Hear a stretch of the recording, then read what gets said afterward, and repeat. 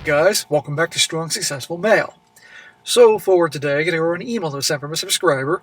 This from a guy, sounds like he's probably about 50, 51 years old. And he's writing in because he is now in the early stages of his second divorce. Yes, you heard that right, second divorce. And he's writing in as a cautionary tale, guys, of what not to do so you don't end up like him. However, our guy has seen the light after 12 or 13 years of a very unhappy second marriage, after the first marriage wasn't so good, and hopefully, after all this, what he's been through, what he's learned on this channel, he won't make the mistake a third time, and he'll be on the right path. Now, he's going to go over, obviously, the details of how he met both wives, and some definite background here as to why he is the way he is, or way he was, in terms of his family life and all that. And this can really, hopefully, will hit home with a lot of guys so you don't make the same mistakes. Because you'll be able to see early on, it's almost like he was conditioned from his family and his childhood to be this type of guy, the type of guy that, gets involved with the wrong women. And I might point out early on, spoiler, marriage number 2 is to wait for a single MOM. So before I get into this, guys, real quick, there's going to be a lot of smacking, so be sure to warm up your smacking arms. You'll be smacking along with me. Do your arm circles, stretch out your rotator cuffs, because I don't want any torn rotators, because at the end of this video, yeah, there's going to be a lot of smacking going on. But we're going to help him, and at the end, I'll give my 2 cents where he should go from here. So, starts off, says here, Dear SSM, when I found your channel a year ago, I felt sure I'd be a shoo-in for the SIMP Hall of Fame. But having now watched so many of your videos, perhaps I'm not that bad. Yeah, you're up there, dude, but I have faith in you that you will get past this. I'm sure everyone in the community will let me know in the comments, and you'll be displaying out plenty of deserved smacks. Oh, my magic hand is ready, dude. My pimp hand. He says, you can call me Cedric. The past week, I've left my second marriage. Yes, I should have known better, although not having a father around probably has something to do with that. So here we go. No dad in the picture. No strong male role model. No male role model. We'll take a while to guess who his role models are. So quick summary of my family background. My mom fell pregnant at 14 years old with my half-sister and had me at 17. Yes, different baby daddies. A fact I didn't discover until I was 19 years old. And to make it worse, my dad was seemingly on the end of paternity fraud. Also, my grandmother had 3 kids with 2 baby daddies, and my half-sister has 3 kids from 2 baby daddies, and has always been a perennial cheater. Maybe all that has influenced me not to have kids of my own. So, you can see here, guys, all the women in his life, mom, grandma, sister, we all know what they are, carousel riders, I can go on in the labels, he knows. So he was conditioned for this. Still, I'm going to smack the hell out of him as we get into the details here, but a lot of guys out there, and it's not their fault, have a bad foundation, if you will, and no example to be a good man, let alone any freaking man. But this family, my God, this is like some Jerry Springer shit. As for me, I always say I get on with the opposite sex, but don't get off with them. My best friend, aged 4 through 10 years old, was a girl, and my long-term friends are still predominantly female.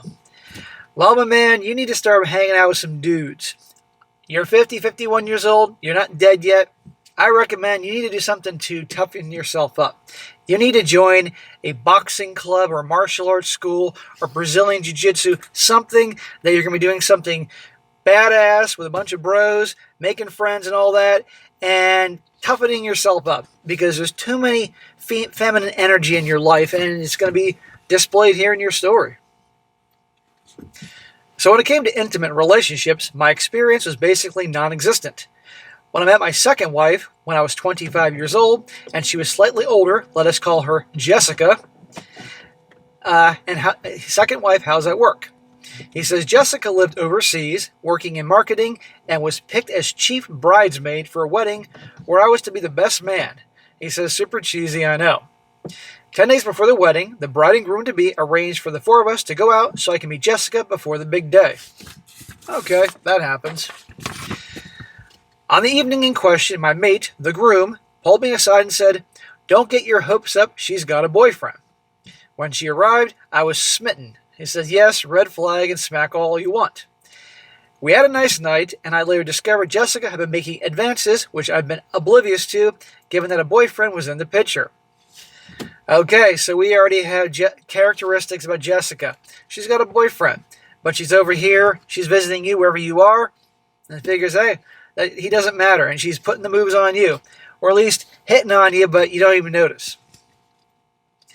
Well, Jessica then threw herself at me at the wedding reception, and we spent as much time with each other as possible in the couple of days before she flew back home. So, define threw herself at you. You know, you're on the dance floor doing the fucking Macarena, and she's doing a little close and bumping your ass, slow dancing, grinding you, or are you full on hooking up? That's debatable. But the point is, she had a boyfriend. Psych shows that relationships and commitments and honesty and all that means nothing to her. But then again, if you knew she had a boyfriend and were fooled around with her, that's on you too. That ain't cool, man. So smack for that. And that's going to come back and bite you in the ass. But a girl like that is not relationship material. But she'll be coming back in the picture. Well, over the next few months... Afterwards, he flew back home. He says she clearly had a what happens in Vegas stays in Vegas mentality and is considered to have lots of boyfriends. I wouldn't want to guess how many. Okay, so she's a serial cheater, and attention WHORE. This is not someone you want to be involved with. Over the next few months, Jessica became single, and I flew out to spend the holidays with her. Smack! You don't chase after a friends with benefits or hookup. You make them come to you. But she had your number and knew you'd go to her. But after returning, I got kicked to the curb. I was also still studying in those days, so that was that. Okay, she dumped you. Well, about 6 months later, I met Bella, who similarly worked in marketing, was 8 years younger than me, and would become wife number 1. Again, oblivious to her interests, someone at work had to intervene, and we started dating. Okay, so I guess at this point you're like 26, 27. Bella is much younger than you. You said 8 years younger, so she's probably 18, 19 at the time. I mean, good job getting a younger chick, but she's, in my opinion, too fucking young. I mean, let's be honest here, the levels of maturity and all that. I mean, you're not much older than me. This relationship lasted 13 years in total, which included a 7-year engagement. Holy crap, 7-year engagement?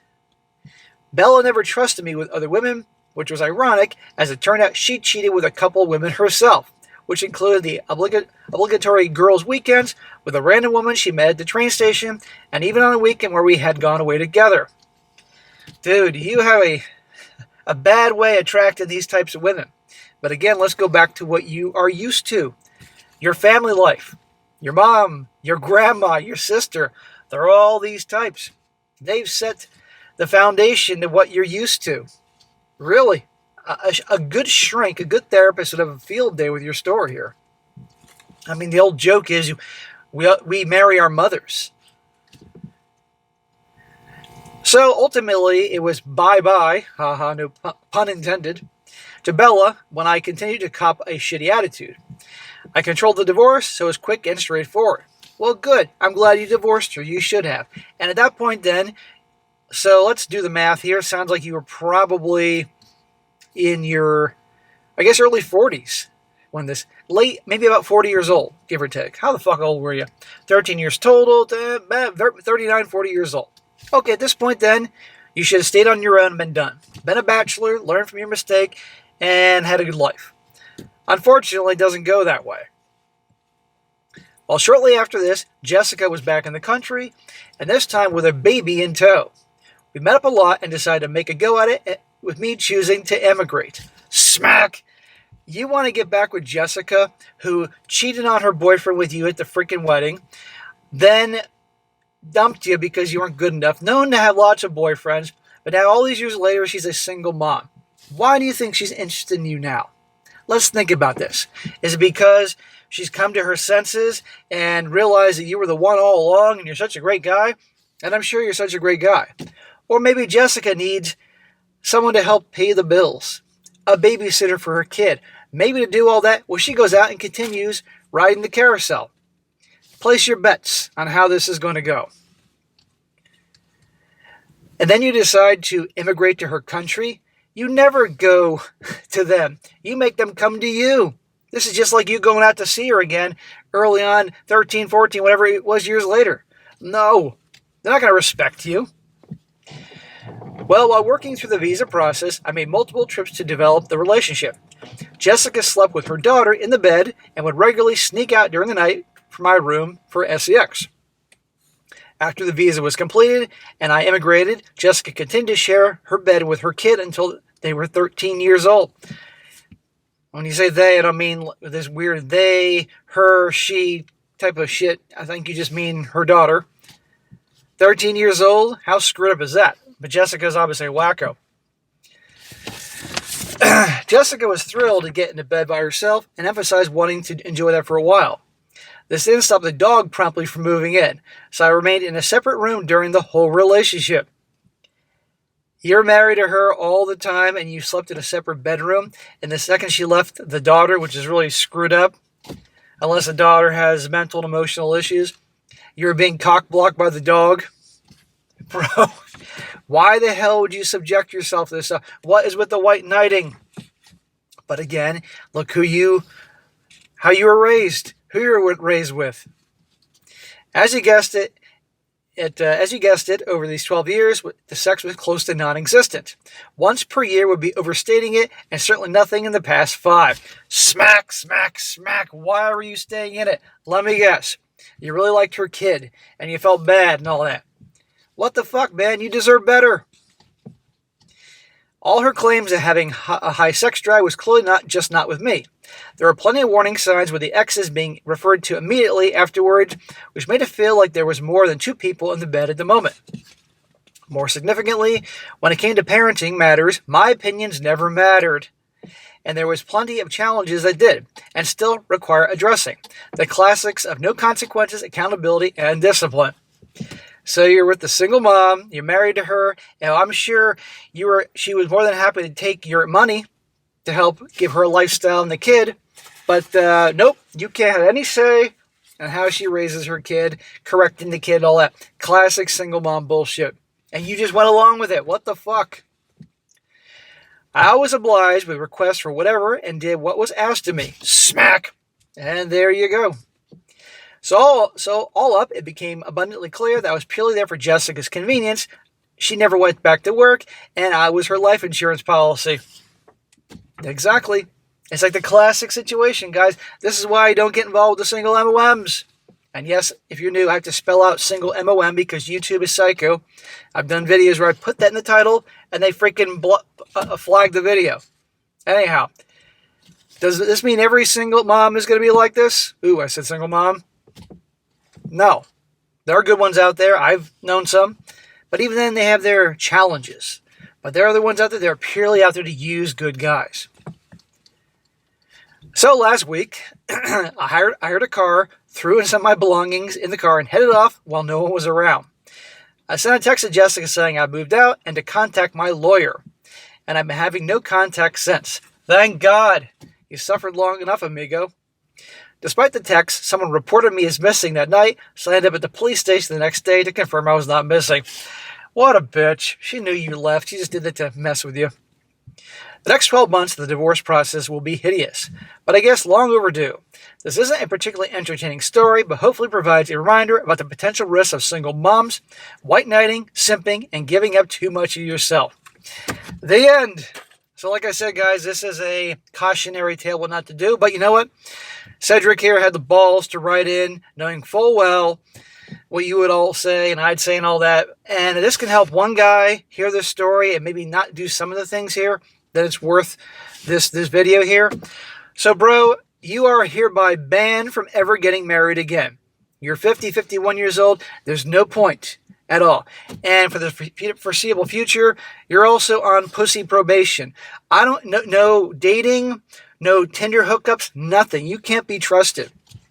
And I want you to really try to get to the bottom of things. Why you are compelled to get with these women that are like this, that take advantage of you and all that. I mean, seriously, man. And again, and the fact that, here's the deal, you have improved. You do recognize your childhood and all that, and that is something important to recognize. And you got out of there, so that's really good. You need to be on your own for a while and hang out with people that really care about you. Okay, and not take advantage of you. You need some bros instead of hanging out with girls all the time. Because you spend the time with girls, you start behaving like them. You know, the old thing about we are the average of the 5 people we spend our time with. You spend your time with a bunch of chicks, you're going to start picking up on their behaviors. I kid you not. It's going to sink in. It's going to infect you. So go do something macho. Do something badass.